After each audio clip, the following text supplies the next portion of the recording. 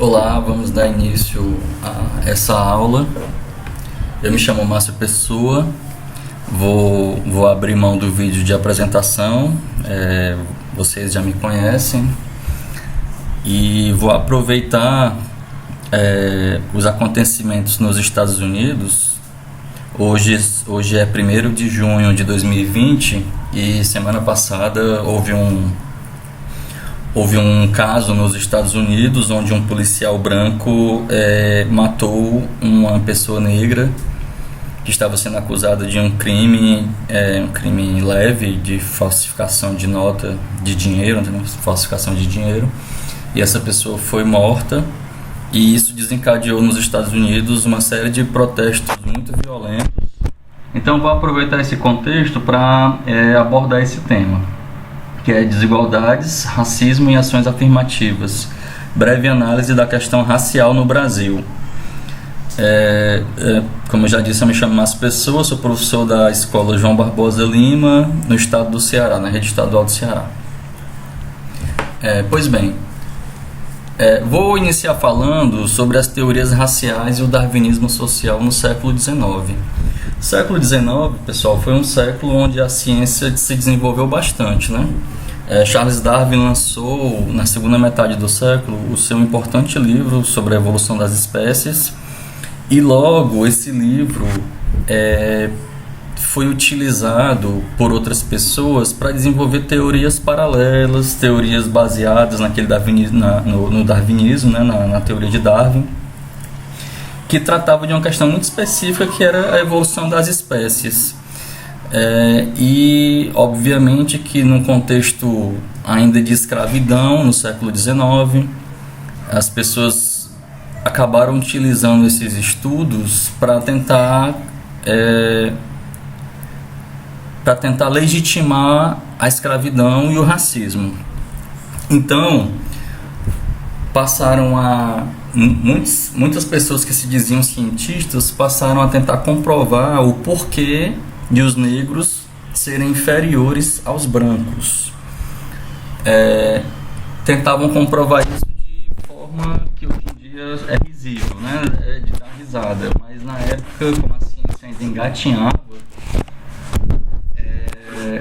eram coisas, e também tinha uma questão não só científica, mas tinha uma questão de ideologia, de pregar que o negro era um ser inferior. Então essas teorias acabaram ganhando muita repercussão à época, né? Então as teorias raciais e o darwinismo social tentavam comprovar, como eu já disse, né, essa inferioridade, essa suposta inferioridade do negro. E para isso foram feitos muitos estudos que, como eu já disse, hoje são risíveis, mas na época não eram, infelizmente. E um dos principais estudos eram os estudos de crânio. Então eu trouxe aqui essa imagem, e por meio dos estudos de crânios, de tamanho, dimensão, tamanho do cérebro, tentavam comprovar que os negros não tinham a mesma capacidade cerebral que os brancos. Todavia, esse estudo de crânios, eles eram completamente sem rigor científico. Diferenciação entre crânios de fêmeas e de machos, né, de homens e de mulheres. Alguns estudos pegavam crânios de negros mais do sexo feminino e crânios de brancos mais do sexo masculino. Como nós sabemos, há uma diferença de tamanho, né, estrutura corporal entre homens e mulheres. Então é óbvio que o crânio de mulheres, em geral, em média, é menor do que o crânio dos homens. E as pessoas achavam também que o tamanho do cérebro era diretamente proporcional à capacidade cognitiva da pessoa. E hoje nós sabemos que isso não tem nenhum tipo de embasamento científico, né? Senão todas as pessoas anãs não teriam condições de raciocinar. Isso não é verdade, né? Uma criança não teria capacidade de raciocinar. Isso não é verdade. Então esses estudos hoje em dia são completamente refutados e serviram basicamente para fixar essa ideologia racista da submissão do negro ao branco. destacar bem que isso foi no século XIX, tá, pessoal? No século XIX, o Brasil ainda era império, não existia uma república, a escravidão ainda existia no Brasil. O Brasil foi um dos últimos países do planeta a abolir a escravidão, infelizmente. Então, essas teorias ganharam muito terreno para prosperar, não só no Brasil, mas no mundo todo, né? Ainda muitos países no século XIX ainda tinham escravidão. Então, o que as teorias raciais têm em relação à dominação? As teorias raciais legitimaram a dominação dos negros pelos brancos, além da invasão de países e continentes, como o africano. Se você tiver a curiosidade de ver o mapa africano, se você tiver acesso ao mapa agora, ou se puder ver depois, você vai ver que muitos países africanos têm as fronteiras bem retinhas, geralmente são muito retas as fronteiras. E isso ocorre porque, literalmente, os europeus tomaram conta da África e dividiram. Essa parte é minha, essa parte é da Inglaterra, essa parte é da França, essa parte é da Holanda. Foram dividindo a África de uma forma completamente autoritária entre os países europeus. Então, as fronteiras na África não têm nenhuma relação com a história do continente, não tem nenhuma relação com as etnias. Tanto isso trouxe muitos problemas para o continente africano, diga-se de passagem, porque grupos que eram rivais, grupos africanos que eram rivais, ficaram no mesmo país. Então isso hoje faz com que haja uma guerra civil em muitos países devido a essas características. Esses grupos que são rivais até hoje tentam ascender ao poder. Enfim, isso trouxe muitos problemas para a África e isso contribuiu bastante para a África ser o continente mais pobre, né, ainda hoje. Além disso, Hitler se embasou nessas teorias, nas teorias raciais, para exterminar milhões de seres humanos durante a Segunda Guerra Mundial, né? Negros, judeus, homossexuais, todos eram considerados inferiores pela ideologia nazista propagada por Hitler. E essas pessoas eram exterminadas porque eram consideradas inferiores, né? Não deveriam estar vivas. Eram um peso para a humanidade, segundo essa ideologia nazista. Então veja só como essas teorias raciais foram problemáticas e trouxeram muita destruição para o planeta, né? Lembrando que a Segunda Guerra Mundial causou 50 milhões de mortes. Seres humanos, somos iguais ou diferentes? Com o avanço da tecnologia, a biologia moderna comprovou que, apesar das diferenças fenotípicas entre os indivíduos, ou seja, as diferenças que nós podemos ver, as diferenças de tamanho, de cor de cabelo, de cor de pele, de cor dos olhos, somos todos de uma única raça, a raça humana. Todo ser humano possui 46 cromossomos em seu DNA, o que lhes possibilita se reproduzirem. Cada espécie, pessoal, tem um número de cromossomos diferentes no DNA. Os humanos têm 46 cromossomos, cavalos têm um número diferente, gatos têm um número diferente. Isso é o que caracteriza uma espécie, é o número de cromossomos. Se uma espécie copular com outra, se tiver uma relação sexual, por exemplo, um caso de zoofilia, uma pessoa fazendo sexo com um animal, não gera um ser dessa relação, porque por mais que o esperma tenha contato com o óvulo, isso não se encaixa, porque o número de cromossomos é diferente, então não vai gerar um ser dessa relação. Só um ser humano pode, junto com outro ser humano, podem se reproduzir, ok? Contudo, isso não eliminou o racismo e a desigualdade entre negros e brancos. Negros e brancos continuavam sendo desiguais, mas isso já não podia ser atribuído a questões biológicas, e sim sociais. Então eu vou falar um pouco sobre o racismo nos Estados Unidos, primeiramente, para depois passar para o caso brasileiro.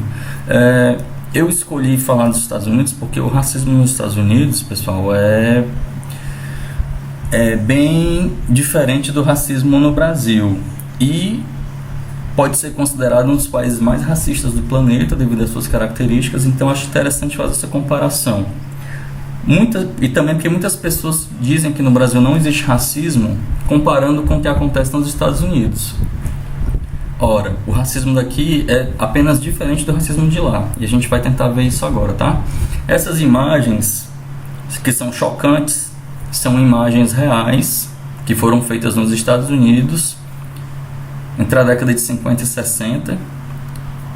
Então eu vou tentar falar um pouco sobre cada imagem, tá? A primeira imagem, em cima, do lado esquerdo, nós vemos homens brancos com cartazes.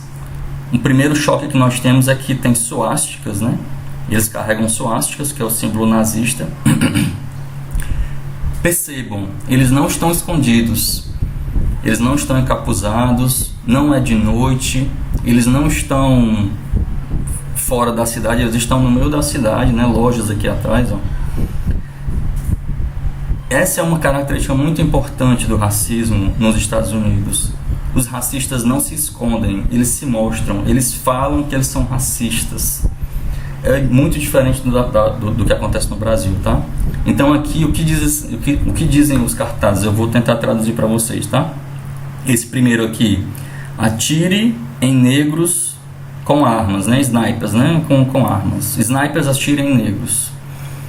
O segundo: preste bem atenção nesse cartaz, que é muito importante para o desenrolar da aula, tá? Apoie a polícia branca. E aqui, esse último: volte para a África, uma referência aos afro-americanos, né? Essa segunda foto aqui, pessoal, é a mais chocante de todas, acredito. Nós temos aqui 2 homens negros enforcados e visivelmente foram agredidos, né? Estão numa situação aqui deplorável, foram linchados antes de serem enforcados. E aqui muitas pessoas brancas. Perceba, o mais chocante nessa foto, eu acho, não são nessas 2 pessoas empenduradas aqui, não. É a cara dessas pessoas. Percebam, estão felizes, parece que estão num piquenique. Não estão tensas, não estão nervosas, não estão amedrontadas, porque tem 2 cadáveres aqui empendurados. Infelizmente, pessoal, nos Estados Unidos isso era muito comum na primeira metade do século XX, até um pouquinho depois da primeira metade do século XX. Linchamentos públicos de negros. Por que aconteceu esses linchamentos? Não precisava de uma justificativa. As justificativas para os linchamentos de negros eram muito superficiais. Às vezes eram só uma suspeita. Suspeitamos que essa pessoa roubou ali, então vamos linchá-la. Então, assim, na verdade era muito mais uma perseguição a pessoas negras do que algo justificável, uma revolta social porque uma pessoa cometeu um crime gravíssimo e não há justiça. Não era isso que acontecia. Pelo contrário, os negros eram mandados para a prisão com muita facilidade, né? Então, a justiça para os negros, justiça entre aspas, sempre era muito rápida de condená-los, né? Então não existia uma justificativa para linchamentos, porque a justiça, entre aspas, funcionava para os negros. Eles eram mandados, não precisava de ser um crime muito grave para negros ir para a cadeia nos Estados Unidos. Então essa imagem aqui para mim é chocante. Infelizmente é muito comum. Se você for pesquisar na internet, você vai encontrar várias imagens parecidas com essa, certo? Infelizmente, muito comum. E existem muitos estudos sobre os linchamentos de negros também, tá? Aqui, essas 2 outras imagens, elas são muito importantes, porque elas mostram a separação entre negros e brancos, que era, pessoal, outra diferença entre Brasil e Estados Unidos, tá? A separação entre negros e brancos era prevista em lei. Nos Estados Unidos existiam leis dizendo que negros e brancos não podiam frequentar os mesmos lugares, né? Então, aqui, bebedouros públicos, tem o dos brancos, white, branco, e o dos negros, colored, pessoas de cor, né? Então perceba até a diferença, né? O dos brancos é muito bonitinho, né? Bem organizado. O dos negros parece uma pia, né? Então os negros não podiam beber no bebedouro dos brancos. Essa garotinha aqui, você pode estar se perguntando: o que é essa garota? Eu não estou entendendo, né? Cercada por esses homens. Pessoal, essa é a primeira garota negra a ir para uma escola pública nos Estados Unidos, na década de 50. essa garota, na década de 60, desculpa, essa garota foi a primeira garota negra a ir a uma escola pública. Por que esses homens? Porque essa garota, pessoal, ela sofria tantas ameaças que ela tinha que ir escoltada para a escola por agentes federais, certo? Então ela só ia para a escola escoltada, porque todos os pais e os coleguinhas dela praticavam atos violentos, né, de xingar, de não querer que ela estivesse ali. Então, para evitar que ela fosse morta ou agredida, ela ia escoltada para a escola, certo? Então, isso aqui tudo era previsto em lei. Os negros não podiam frequentar a escola. Então, isso aqui começou a mudar apenas na década de 60, 50, 70 anos atrás, tá, pessoal? Isso começou a mudar nos Estados Unidos, muito recente. E aí eu trago, né, essa foto que é chocante, né, que é do acontecimento agora do final de maio de 2020. Esse policial branco com o joelho sobre o pescoço de George Floyd, que é esse homem, foi acusado de um crime, ele não foi condenado por um crime, ele foi acusado, né? Teria que ter uma investigação para saber se ele era culpado de fato. E mesmo se ele fosse condenado, certamente ele não iria ser condenado à morte, né? Esse policial com o joelho sobre o pescoço desse homem, o homem dizendo que não conseguia respirar, e esse policial ficou 9 minutos aproximadamente com o joelho sobre o pescoço desse homem, obviamente causando a morte dele por asfixia, né? ou algo relativo a isso. Então isso desencadeou essas manifestações que nós estamos vendo nos Estados Unidos atualmente. Perceba, pessoal, o que eu acho que é mais chocante na foto e que tem relação direta com o que a gente acabou de ver nessas imagens. O policial em nenhum momento tenta se esconder. Vou matar essa pessoa aqui, eu vou levar ela para um bequinho ali, vou matá-la e depois vou inventar uma história de que ele tentou pegar a minha arma. Não, ele faz na frente de todo mundo, as pessoas filmando, ele não se importa, ele não tenta esconder. Se você vê casos no Brasil, e há vários de policiais matando pessoas, se você botar na internet aí, policial matando pessoas, sem justificativo vai aparecer 300 vídeos ou mais. Mas o policial no Brasil faz isso, ele tenta esconder, ele tenta criar uma prova inexistente contra a pessoa que ele matou. Esse homem aqui, o modus operandi, a forma como ele age é completamente diferente. Ele não tenta esconder. Para ele é normal, ele está ali asfixiando uma pessoa negra e colocando em risco a vida dessa pessoa negra. Ele não tenta esconder. Essa é a principal característica, tá, do racismo nos Estados Unidos, a meu ver. É aberto, é escancarado. Existe uma divisão muito clara entre brancos e negros nos Estados Unidos. Então, falando um pouco sobre esse racismo nos Estados Unidos, né? E aí eu trago o conceito de raça entre aspas. Ora, eu acabei de falar, pessoal, que nós somos apenas uma raça, independente da cor da pele, nós somos a raça humana. Por que eu estou dizendo que o racismo nos Estados Unidos tem relação com raça? Ora, perceba as aspas, tá? Perceba as aspas, que isso aqui tem tudo, vai esclarecer pra gente o porquê que eu estou falando de raça em relação ao racismo nos Estados Unidos. Nos Estados Unidos, os negros se identificam como raça, entre aspas, ou seja, não importa a sua cor, e sim se você descende de negros. Isso significa que mesmo uma pessoa de pele branca pode ser negra. Essas pessoas sofrem com racismo e desigualdade como qualquer outro negro. Ora, pessoal, a raça aqui não é mais um conceito biológico, agora é um conceito social. Isso foi transplantado, foi modificado pela sociedade dos Estados Unidos. Os negros nos Estados Unidos não se entendem como uma raça diferente dos brancos, obviamente, uma raça como no sentido de espécie, mas eles se percebem diferentes no trato social. Ora, eu sou negro, então eu tenho uma diferenciação clara aqui, eu sofro humilhação, sofro preconceito, eu morro pela mão de brancos nestes países, Estados Unidos, ok? Então a raça, entre aspas, é um conceito social, não é mais um conceito biológico. São as diferenças sociais entre brancos e negros nos Estados Unidos, ok? Então isso é muito importante. E que é uma diferença entre o racismo nos Estados Unidos e no Brasil, não tem relação com a cor, como eu já disse, né? Como está escrito aqui. Uma pessoa branca, e tem casos, tá, pessoal? Tem casos de pessoas brancas, mas que tinham pais negros ou avós negros. Essa pessoa, apesar de ter a pele branca, ela não é considerada branca nos Estados Unidos. Então, todas as leis lá que eu falei para vocês, as leis que separavam negros e brancos, se aplicavam a essa pessoa também. Ela era considerada negra, apesar de ter a pele branca. Então, ela não podia beber no mesmo bebedouro do branco, ela não podia frequentar a escola. No ônibus, ela tinha que sentar atrás, tinha essa diferenciação nos ônibus, né? Os negros atrás, os brancos na frente, ok? Então, tudo aquilo se aplicava a ela. Não podia, pessoal, um branco não podia se casar com um negro nos Estados Unidos. Era proibido, era crime. E se um branco se casasse com um negro, era crime de quem? Não era do branco, era do negro. Então o negro ia responder um processo e ia ser preso por ter casado com um branco. Certo? Isso acontecia nos Estados Unidos.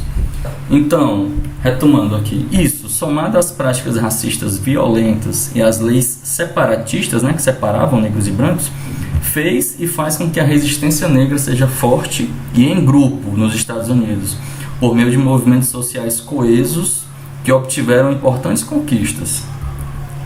Então, o racismo nos Estados Unidos ele é visível, ele não se esconde. Então a reação a esse racismo é conjunta e é forte, que nem nós estamos vendo agora nos protestos nos Estados Unidos. E aí eu trouxe aqui essas fotos históricas, fotos da década de 60 e 70, tá? Aqui, obviamente, é uma figura importantíssima da história mundial, Martin Luther King. Foi um ativista dos direitos negros na década de 60. Foi assassinado por lutar por esses direitos, tá ok? E olha só a reação conjunta. Isso é uma foto lá em Washington, perto da Casa Branca.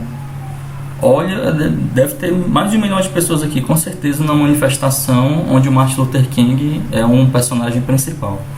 E aqui nas Olimpíadas de 72, salvo engano, esses atletas são dos Estados Unidos, esses dois aqui. Esse movimento de levantar o braço com uma luva preta era um movimento muito, ainda hoje, que significa a luta contra o racismo.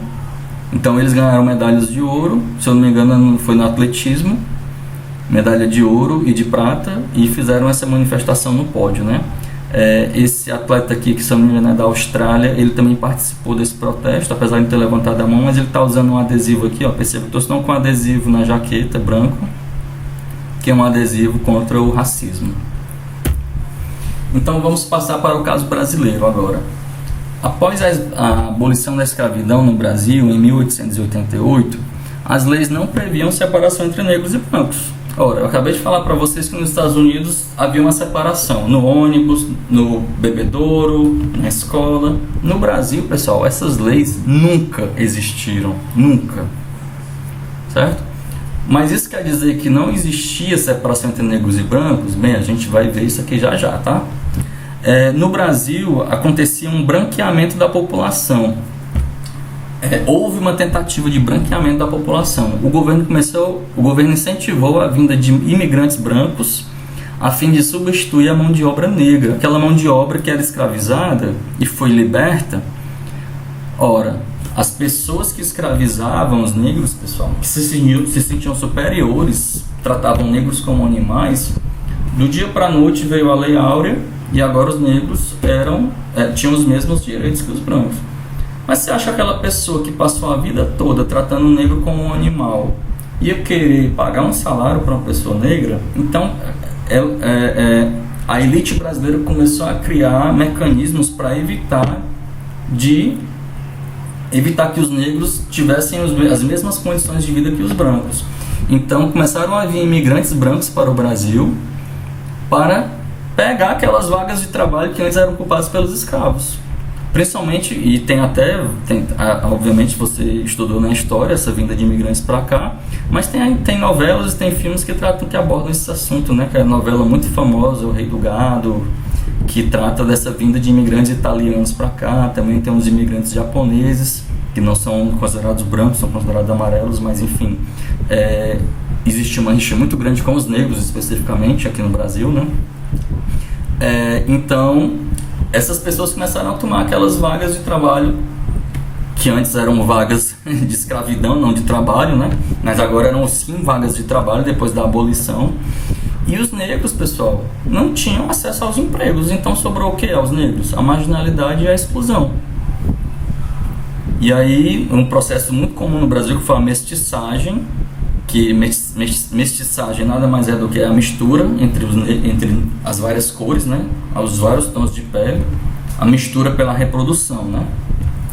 Então, a mestiçagem, pessoal, foi condenada em outros países. Como eu já falei, nos Estados Unidos era proibido um negro e um branco se casarem. No Brasil, ela foi exaltada. Mas por que ela foi exaltada? Você pode dizer assim, professor, tá aí. Foi exaltada, quer dizer que não existe racismo no Brasil. Mas ela foi exaltada, pessoal, exatamente com um objetivo perverso. Qual? O objetivo não era nobre. O objetivo era branquear a população. Ou seja, se tinha uma pessoa negra e ela se reproduzia com uma pessoa branca, ia sair dali provavelmente um tom de pele meio termo, ia sair o que a gente conhece muito comumente como moreno, então, ou pardo, né? Então, era uma tentativa de tornar a população menos preta em relação à cor, né? A cor da pele seria menos preta, seria um tom meio termo. Então era um objetivo extremamente perverso, né? Era acabar, era quase uma receita de eugenia, né? Vamos acabar com a população negra. Então vamos ter um meio termo aqui, não vai ser nem branco, mas também não vai ser negro, porque a gente quer exterminar essa cor do nosso país. Era perverso mesmo, era um objetivo muito perverso. Continuando, né? Racismo no Brasil, cor. E aí está a diferença com o racismo nos Estados Unidos, tá? No Brasil, nos identificamos pela cor, o que gera alguns problemas. A cor é relativa e pode variar em certas situações. Ora, eu posso olhar para uma pessoa e dizer que ela é branca, e você olhar para essa mesma pessoa e dizer que ela é parda. Então isso é muito relativo. A cor, se você passa o dia na praia pegando sol, você fica com a pele mais escura. Então, durante uma semana eu posso ser considerado pardo. Aí depois que essa cor for mudando, eu volto a ser branco, por exemplo. A cor, ela é relativa. Tem esse grande problema na identificação negra no Brasil. A tendência de branqueamento faz com que a pessoa não se identifique como negra, e sim por categorias como preto, moreno, pardo, etc., que tem relação com a cor da pele. Olha só, lá nos Estados Unidos, enquanto as pessoas não há escolha, a pessoa tem que se identificar como negra, porque tem essa questão lá da raça. Aqui no Brasil não, as pessoas tentam muitas vezes mudar a sua classificação de cor devido a essas questões de preconceito, principalmente. Isso ficou muito claro, pessoal, pelo aumento do número de pessoas pretas e pardas no Brasil nos últimos anos. Como a condição do negro mudou nos últimos 20 anos no Brasil, melhorou um pouco, então mais pessoas passaram a se identificar como negras e brancas. Então alguns estudos indicam que as pessoas passaram, como antes era só preconceito, só exclusão, só pobreza, só miséria, as pessoas não queriam ser identificadas como negras. Como a coisa mudou um pouco nos últimos 20 anos, né, com as cotas, com Bolsa Família, etc., então passou a ser mais vantajoso para as pessoas serem identificadas como negras, né? Isso, somado com as práticas públicas pouco violentas no Brasil, públicas, tá? Porque lá nos Estados Unidos as práticas públicas são muito violentas contra os negros. Aqui elas são públicas. Lembrando, públicas. Não quer dizer que os negros não sofram violência, tá? Eles sofrem uma violência que é escondida. Então, somado com as práticas públicas pouco violentas e com a ausência de leis separatistas, faz com que os negros tenham dificuldade de se unir a fim de conquistar direitos. Há uma individualização dessa luta por direitos. Alguns meses atrás eu fiz essa aula com outras pessoas e uma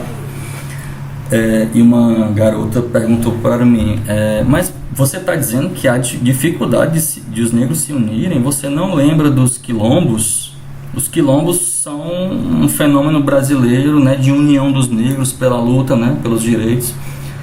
É verdade. Só, pessoal, que eu estou falando aqui do período republicano do país, de 1889 em diante.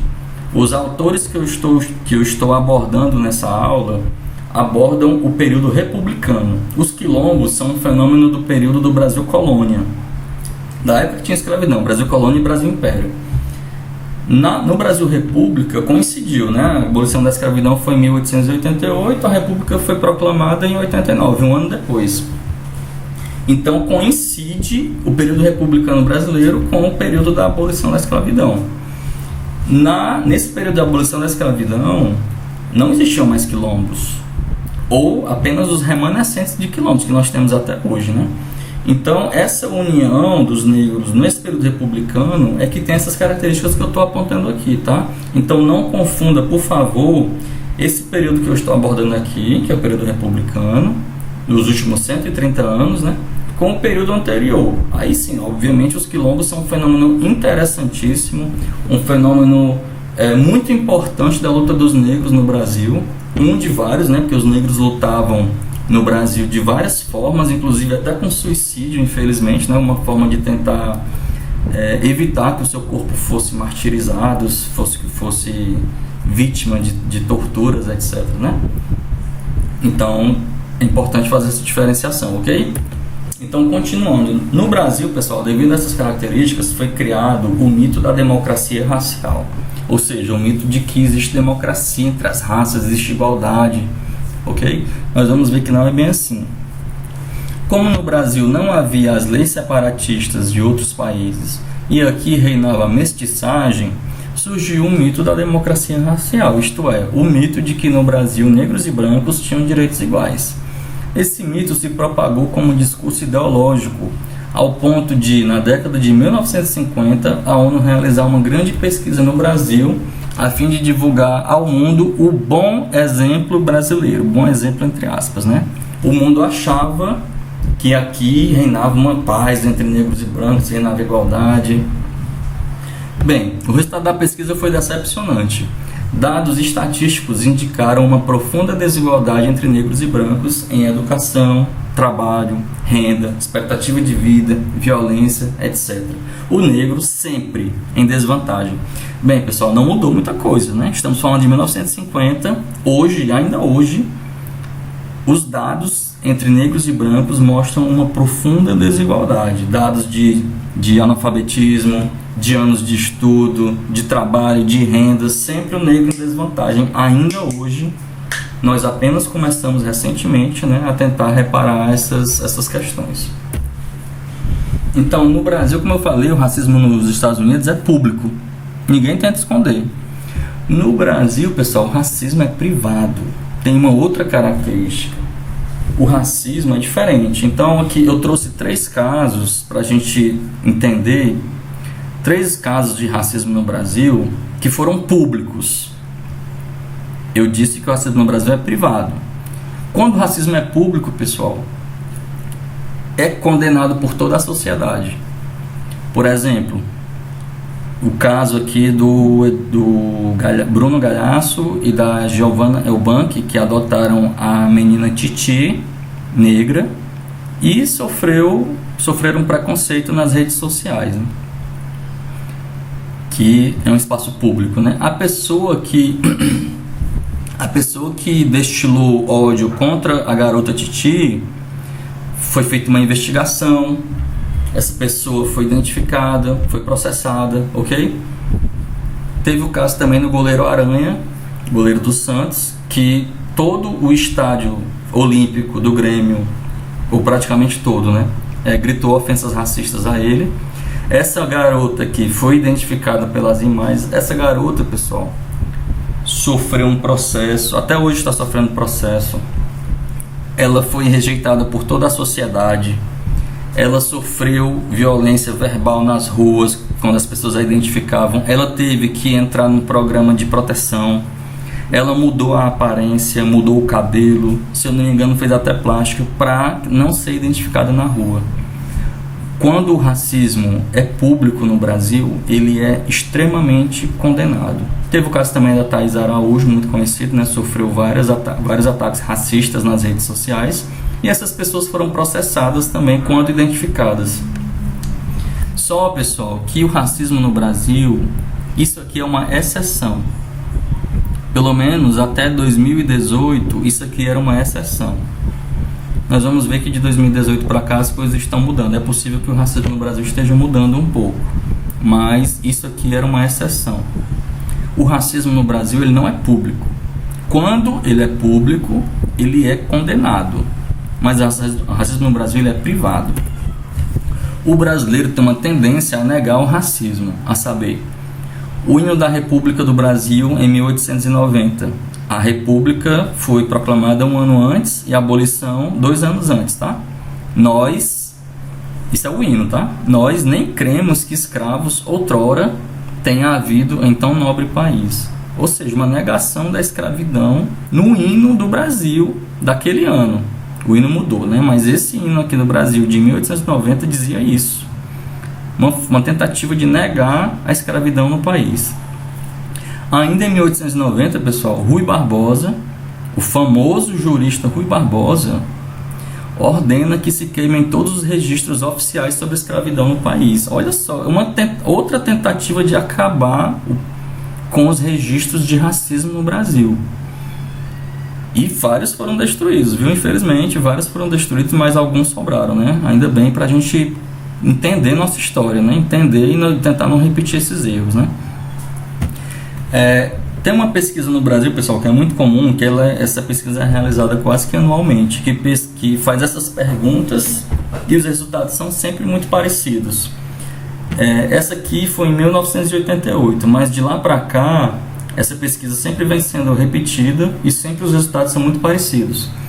97% dos brasileiros dizem que não tem preconceito racial, mas 98%, olha só a ironia, quase a mesma quantidade, conhecem pessoas racistas. Como 97% das pessoas dizem que não tem preconceito racial, mas a mesma quantidade dizem que conhecem pessoas racistas. Tem alguma coisa errada nessa percepção das pessoas. Então, essa autora, a Lilia Schwartz, diz que o brasileiro sempre acha que o preconceito é do outro. A gente nunca acha que a gente tem preconceito. A gente sempre acha que é o outro que tem preconceito. Nós somos perfeitos. Nós nunca temos nenhum tipo de defeito, de preconceito, de pontos negativos. Já o Florestan Fernandes diz que o brasileiro tem preconceito de ter preconceito. Ou seja, não assume que tem o preconceito. Ele se sente ofendido quando alguém diz que ele é preconceituoso, mesmo ele tendo posturas preconceituosas. Então, o Florestan Fernandes continua. O racismo aparece como uma expressão de foro íntimo, ou seja, da vida privada, mas apropriada para o recesso do lar, quase um estilo de vida. Perceba a relação disso com a nossa vida privada, tá? Tudo isso indica que o racismo no Brasil ocorre na esfera privada dos indivíduos, em casa, com amigos, em ambientes restritos. Por exemplo, um amigo que faz uma brincadeira racista com o outro, faz uma piada racista, e depois fala assim: ô cara, a gente é amigo, né? Você sabe, né? É brincadeira. Só, pessoal, que isso vai contribuindo para a reprodução do preconceito. Mas aí é que tá. Essa é a dificuldade de combater o racismo no Brasil. Se o racismo é de foro íntimo, é da esfera privada dos indivíduos, como as leis que combatem o racismo no Brasil o fazem apenas quando ele é público, necessitando haver provas e testemunhas, as práticas racistas vão se reproduzindo sem interferência do Estado e da lei. Ora, você vai denunciar o seu amigo por racismo? Se seu amigo fizer uma piada racista com você, você vai denunciá-lo? Vai fazer um boletim de ocorrência? Se tiver um terceiro amigo na cena, na situação, você vai pedir para aquele terceiro amigo ser testemunha e se indispor com um colega que fez a piada racista, será que ele vai topar ser testemunha contra o amigo dele? Olha só como é difícil lidar com o racismo no Brasil. Porque diferente dos Estados Unidos, onde um policial bota o joelho no pescoço de um homem negro na frente das câmeras até esse homem morrer, aqui no Brasil isso não acontece. Aqui no Brasil o racismo é entre colegas ou pessoas conhecidas, não necessariamente amigos, mas que se conhecem. É muito difícil combater um racismo dessa forma. Então, vou falar um pouco sobre a questão das ações afirmativas agora, tá? Outro autor, Guimarães, ele diz que o racismo levou a uma perpetuação de enormes desigualdades de origem racial, como eu já disse, né? Sempre o negro levando desvantagem em renda, em anos de estudo, em analfabetismo, etc. Como a população negra está em situação de desigualdade que gera um círculo vicioso de exclusão, dificilmente poderá quebrar esse círculo sem uma intervenção externa. Por exemplo, pessoal, o que é um círculo vicioso? É um círculo ruim, de coisas ruins, que você não pode quebrar sozinho. Você tem menos anos de estudo, os menos anos de estudo faz com que você dificilmente consiga um emprego. Se você conseguir um emprego, vai ser um emprego de baixa remuneração. Logo, os seus filhos dificilmente vão estudar numa boa escola. Se eles não vão estudar numa boa escola, os anos de estudo dele podem ser poucos ou então podem não ser bem aproveitados. Ele também vai ter um péssimo emprego. É um círculo. Como é que você quebra esse círculo vicioso? Então, para isso é que tem as ações afirmativas que hoje nós conhecemos, né? Como as cotas raciais, como o Bolsa Família, por exemplo. Então, isso tem relação com o princípio da isonomia. É um princípio constitucional do país. Isonomia quer dizer igualdade. E o princípio da isonomia diz o seguinte: as ações afirmativas prevêem que negros sejam tratados de forma desigual para combater o fator de sua desigualdade. Nossa, professor, o que será isso? Eu não entendi. Eu vou explicar. Ora, pessoal, ser tratado de forma desigual? Como assim, professor? Ele já não está na desigualdade? É exatamente essa a diferença, pessoal. Se ele está numa situação inferior, de inferioridade, se ele está em desvantagem, ele não pode ser tratado como aquela pessoa branca que está em vantagem. Tem que ser dada algum tipo de vantagem a essa pessoa negra para que ela se equilibre, na disputa com a pessoa branca. Ou então, essa pessoa negra não vai conseguir quebrar sozinha esse círculo vicioso. Como é que uma pessoa negra que está historicamente em desvantagem vai conseguir um bom emprego? Ora, uma forma dela conseguir isso é conseguindo ter uma boa formação. Para ela ter uma boa formação, pessoal, ela tem a vantagem das cotas, ela consegue entrar numa universidade pública boa, consegue ter uma boa formação, vai ter um bom emprego. O filho dela provavelmente vai no mesmo caminho, porque ela já vai ter um emprego melhor, etc, etc. Então essa é uma forma de tentar quebrar essa barreira entre brancos e negros no Brasil, as ações afirmativas. Aqui já é o próximo slide, tá? As ações afirmativas visam a corrigir uma distorção histórica acerca de algum ou alguns fatores de desigualdade. No caso da população negra brasileira, o principal fator de desigualdade é econômico. Não há iguais oportunidades econômicas para negros e brancos. Logo, as ações afirmativas implementadas foram, principalmente, as cotas em universidades e em concursos públicos. Novamente. Quando corrigidos esses fatores de desigualdade econômica, a ação afirmativa deve cessar, acabar, e dar lugar a uma livre concorrência entre indivíduos que estão em situação similar de oportunidades. Ou seja, pessoal, as cotas, as ações afirmativas, como as cotas, elas não são para sempre. Elas devem existir apenas enquanto existir a desigualdade. Daqui a 30, 40 anos, por exemplo, quando essa desigualdade entre brancos e negros, se é que nós vamos chegar a esse ponto, né?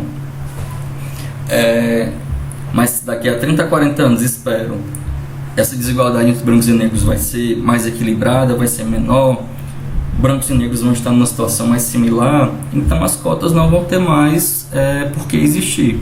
Aí podem ser cessadas, podem ser encerradas, ok?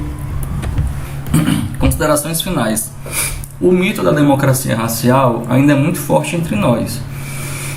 Sabemos que existe desigualdade racial e racismo, mas a ideia de que aqui reina harmonia social ainda se impõe.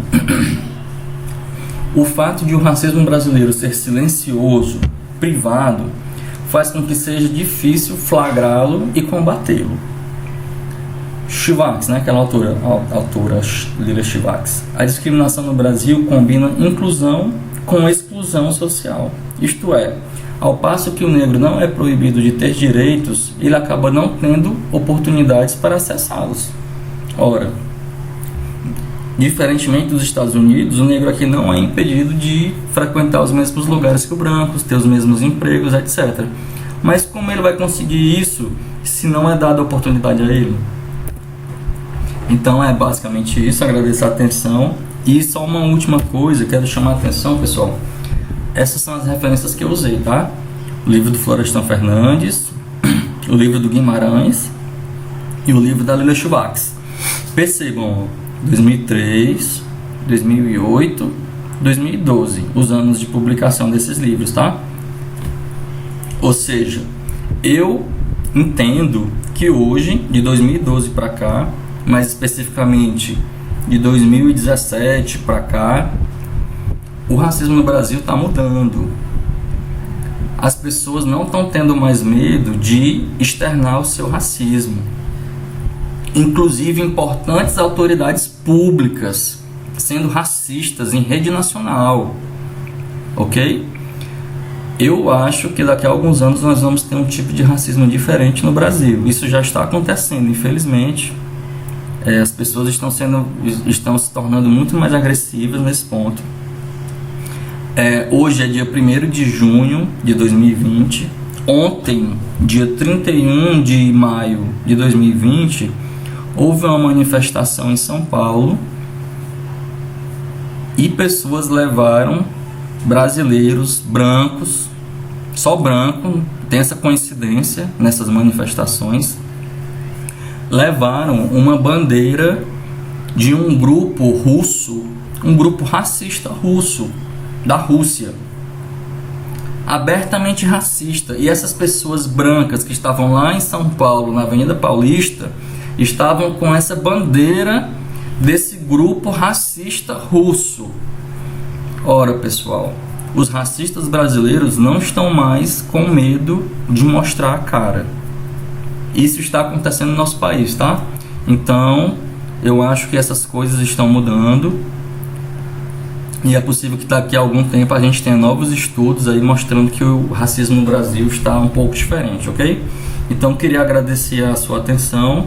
Eu acho que eu fui bem longo, mas eu acho que o assunto é importante e espero que tenha contribuído aí com seus estudos. Abraços e até a próxima.